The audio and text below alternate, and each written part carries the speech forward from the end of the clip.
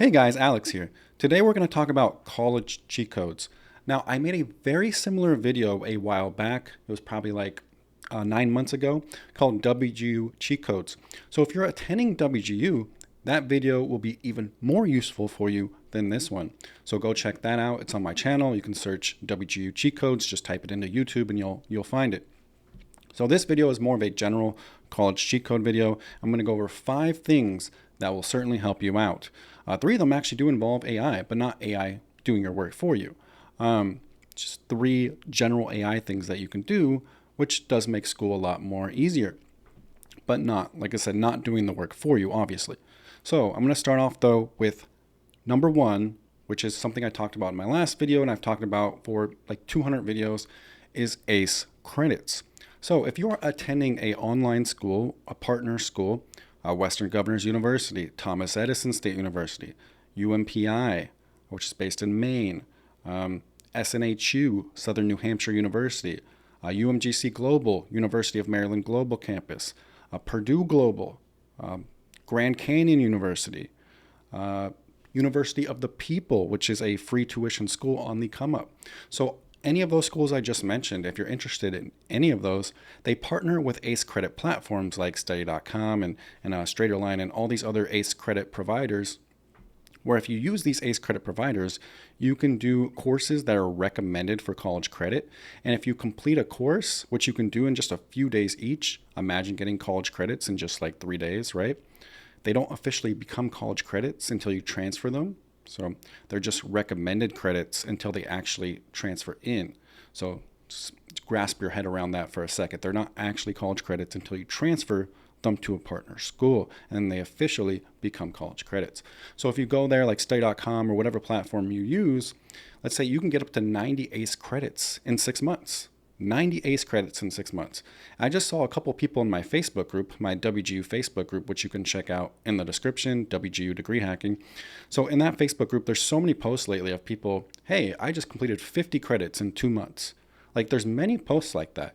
The reason I say 90 credits in 6 months is to be kind of conservative, right? Some of you don't have all day to work on school. Some of you have families. Some of you have full-time jobs. So like if you have a full-time job and kids, you can still get 90 ACE credits in 6 or 7 months. It's absolutely still possible. Just working, 2-3 hours a day. You can do it. So you would take all those credits and transfer them into a partner school. And then once you get to a partner school, you only have 30 to 40 credits left. And you can graduate super fast, like 1 year. Graduate a bachelor's degree in 1 year. All these schools, all these methods, you can graduate with a bachelor's degree in under 2 years instead of 4 years and save thousands of dollars. We're talking tens of thousands of dollars you're going to save by completing credits on these ACE credit platforms, because nobody wants to go in debt for school. So that is step number 1. I won't go too far into detail about step number 1 because I have so many videos explaining it, including my last video. It was a study.com video. There's so many videos you can click on my channel to find out how to do this. You can also visit my website, majormash.com, which has a ton of information. So now we'll get into step number 2. So number 2, guys, is getting help from others. So this is wildly different for in-person schools and online schools. So I'll start with online schools first.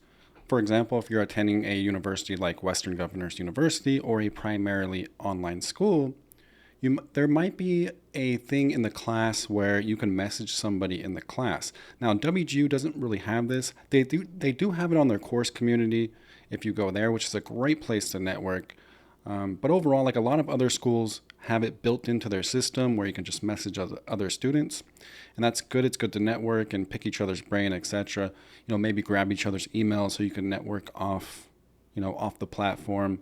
That's what I would prefer to do. I love networking off platform and email, LinkedIn, etc. So just start networking with students, pick their brains on how they completed an assignment, etc. So it's good to know like the general concept of like how somebody completed something and their ideas, etc. Right? They're not giving you their assignment, right? They're not giving you the source code, they're not giving you the essay, etc. But they're going to give you like the steps they did, right? And that's so crucial to have those general concepts so you can build your own thing and have a general idea on how to do it. Also, if you go to WGU, one of the most valuable resources is Reddit. Type in whatever the class is or whatever the assignment is, and then type Reddit, and then find out how they completed the assignment. You'll basically learn their general concepts and the steps, the general steps that they took. And that is very, very valuable information. It's one of the best things about going to an online school is you can network with so many other students, and you can find out like how this assignment was done, which is just really crucial. So basically, number 2 here is network. It's like maybe the most important thing on the list is networking.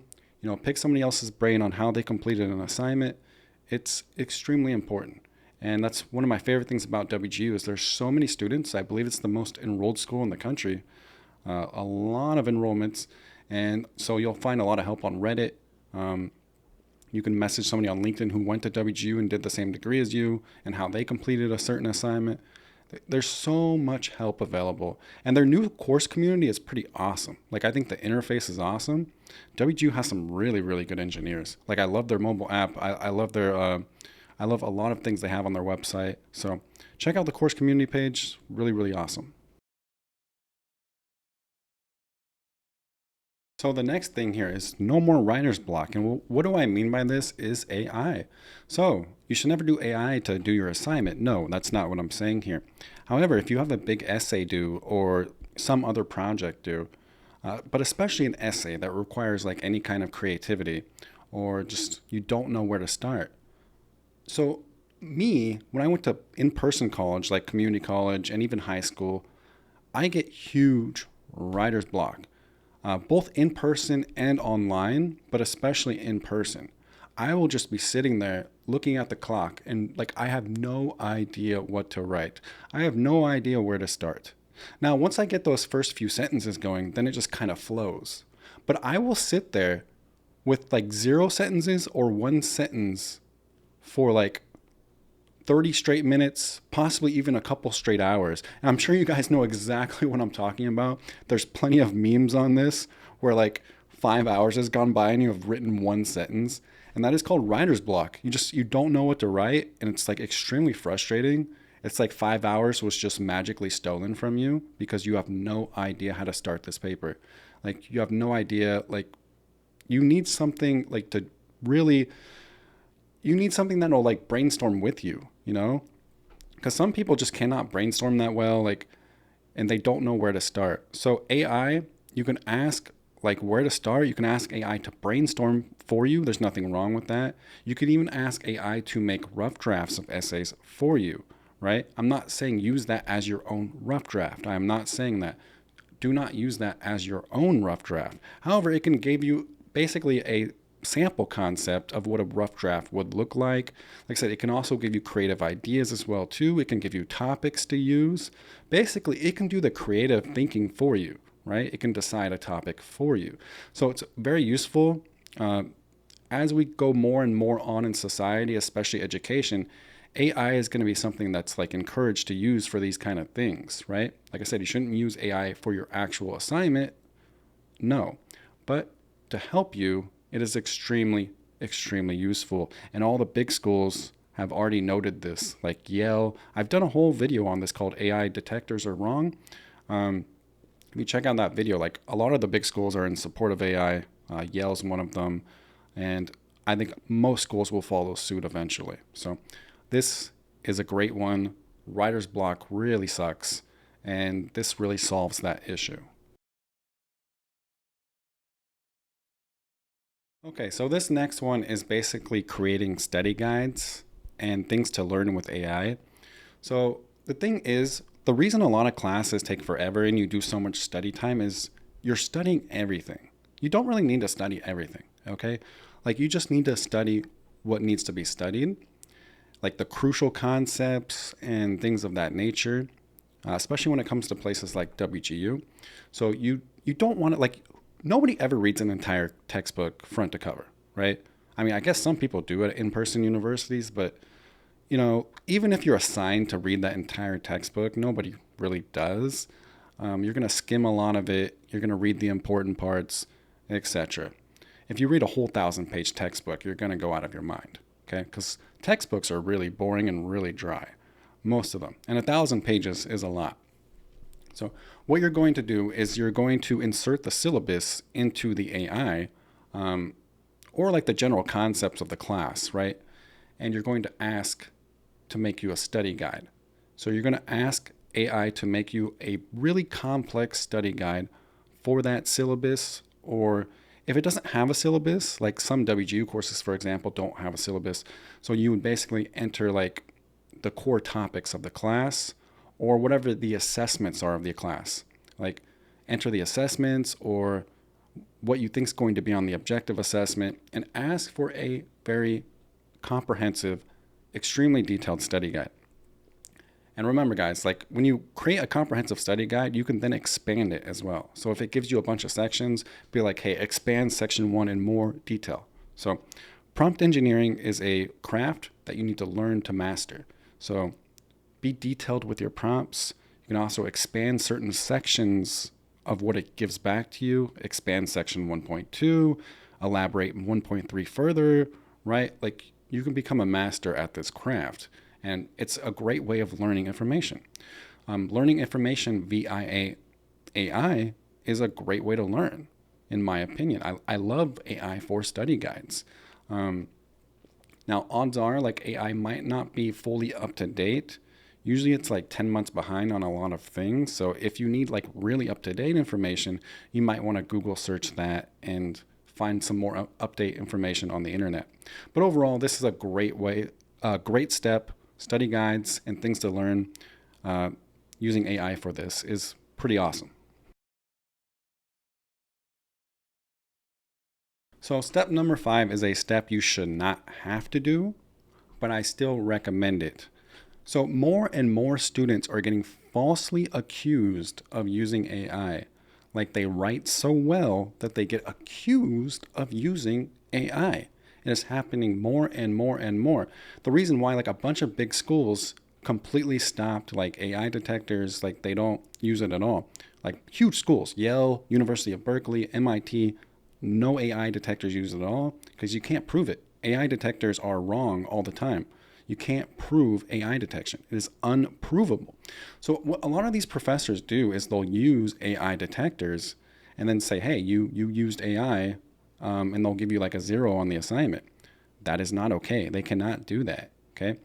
But to avoid the entire hassle to begin with, okay, to avoid that entire hassle, just beat them at their own game, okay? Take your real written paper that you wrote, not that AI wrote, take a paper that you wrote and put it into like GPT-0, which is the one most of them use.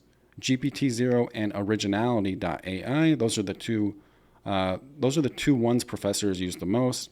So use GPT-0, not 0GPT. Use GPT-0. So that is the one most professors use. Put that in to GPT-0, and if your paper comes back, like 90% human, you're good to go. Okay. So just to make sure, like some human written papers get flagged for 50+% AI. Sometimes even 80% plus AI. And then you get falsely accused, okay? There's nothing more infuriating in life than getting falsely accused of something.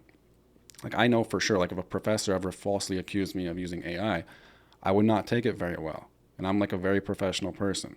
I do not like being falsely accused of things. So just to avoid the whole hassle, once again, this is a step you shouldn't have to do, but it's just to cover yourself and avoid the whole hassle to begin with. Students are being falsely accused of using AI all over the country. And like I said, just put it into GPT-0 and make sure it comes back, like 90% human. You shouldn't have to do this with your own human written papers. But like I said, just to cover yourself and avoid the hassle to begin with. This is a step that should not have to be done. But unfortunately, it's just where we are right now. All right, guys, that'll be the video for today. I hope you enjoyed it. I hope these steps will actually provide value to you and usefulness to you. So if I helped you in any way, I don't ask you guys for much. I give away all my content for free. 200 videos worth of content that tries to help you graduate faster, easier, and cheaper. So, make your life easier and also more affordable, basically. So if I help you in any way, I only ask for a few things, which is you like the video and you comment. So the number one important thing in YouTube algorithms is comments. It could be just a simple thank you, simple anything really. So just a comment would really help, and it would push the video way further into the algorithm so more people watch it. Also, I would love if you subscribe if you think you're going to watch my content further. If you don't think you're going to watch my content further, then that's fine. You don't need to subscribe. But I would highly love if you guys subscribed, liked the video, and comment. So that would really mean the world to me. Thank you guys so much for being my watchers. Thank you guys so much for giving me your time. Until next time, Alex.